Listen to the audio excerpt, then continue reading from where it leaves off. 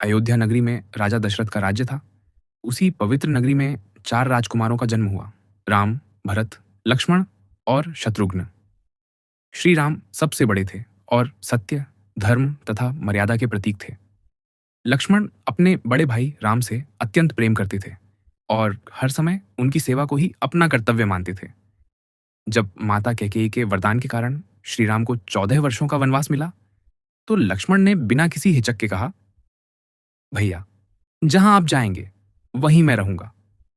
आपके बिना अयोध्या भी मुझे सूनी लगती है। माता सीता भी श्री राम के साथ वन चली।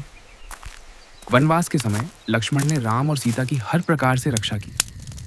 उन्होंने कुटिया बनाई, भोजन का प्रबंध किया और रात दिन धनुष हाथ में लेकर पहरा देते रहे। घने जंगल, जंगली पशु और राक्षस, किसी से भी वे भयभीत नहीं हुए। एक दिन रावण ने छल से माता सीता का हरण कर लिया। यह देखकर लक्ष्मण का क्रोध भड़क उठा, पर श्री राम ने धैर्य बनाए रखा और सीता की खोज का संकल्प लिया। भटकते हुए उनकी भेंट हनुमान और वानर सेना से हुई। सब ने मिलकर लंका पर चढ़ाई की। लंका के युद्ध में लक्ष्मण ने अद्भुत वीरता दिखाई, पर मेघनाद के घातक प्रहार से वे मूर्छित होकर गिर पड़े। यह दृश्य देखकर श्री राम अत्यंत व्याकुल हो गए और बोले, यदि लक्ष्मण न रहें तो मेरे लिए इस विजय का कोई अर्थ नहीं। हनुमान जी संजीवनी बूटी लेकर आए, जिससे लक्ष्मण पुनः जीवित हो उठे। इसके बाद रावण का वध हुआ और धर्म की अधर्म पर विजय हुई। वनवास समाप्त होने पर श्री राम, लक्ष्मण और माता सीता अयोध्या लौटे। श्री राम का राज्याभिषेक हुआ और राम राज्य की स्थापना हुई। लक्ष्मण जीवन भर अपने बड़े भाई की सेवा में समर्पित रहे। पंचवटी का वन अत्यंत सुंदर और शांत था।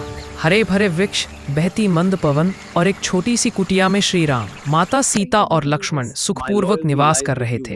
एक दिन वहां रावण की बहन शूर्पणखा आ पहुंची। श्री राम को देखते ही वो उनके रूप पर मोहित हो गई। उसने श्री राम से विवाह का प्रस्ताव रख दिया। श्री राम मुस्कुराए और विनम्रता से लक्ष्मण की ओर इशारा कर दिया।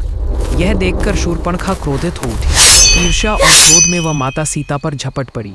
तब लक्ष्मण ने उसे दंड दिया और उसका अहंकार चूर कर दिया।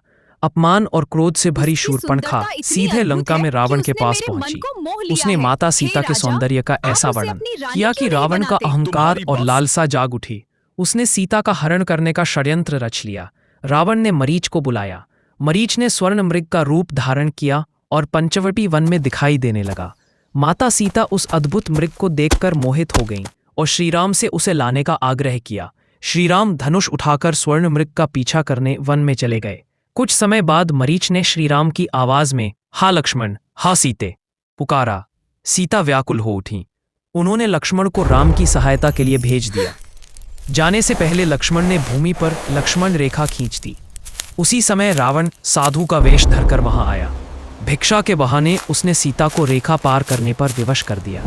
रेखा पार करते ही रावण ने अपना असली रूप दिखाया और सीता हरण कर लिया। यहीं से अधर्म की पराकाष्ठा और धर्म युद्ध की शुरुआत होती है। रावण पुष्पक विमान में माता सीता को लेकर आकाश मार्ग से जा रहा होता है। माता सीता रोती हुई श्री राम का नाम लेती है और आभूषण नीचे गिराती जाती है। तभी गिद्धराज जटायु यह दृश्य देख लेते हैं। वे गरजकर रावण को ललकारते हैं और माता सीता को छोड़ देने को कहते हैं। रावण उनका उपहास करता है। तब जटायु आकाश में रावण पर टूट पड़ते हैं। दोनों के बीच भयंकर युद्ध होता है और पुष्पक विमान डगमगा जाता है। अंत में क्रोधित रावण अपनी तलवार से जटायु के पंख काट देता है। घायल जटायु धरती पर गिर पड़ते हैं, लेकिन माता सीता को बचाने का प्रयास व्यर्थ नहीं जाता।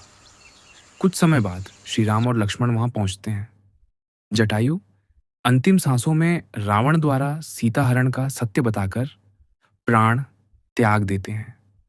श्री राम दुखी होकर जटायु का पिता समान सम्मान करते हैं और उनका अंतिम संस्कार करते हैं।